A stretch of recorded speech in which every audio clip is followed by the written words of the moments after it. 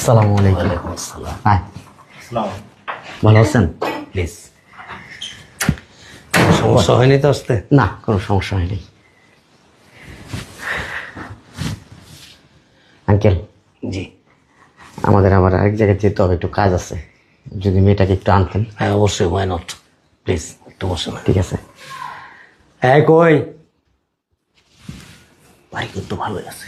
হ্যাঁ, আলহামদুলিল্লাহ, বাড়ি ঘর সুন্দর। শোন, এটা কিন্তু মেয়ের বাবা না, মেয়ের চাচা।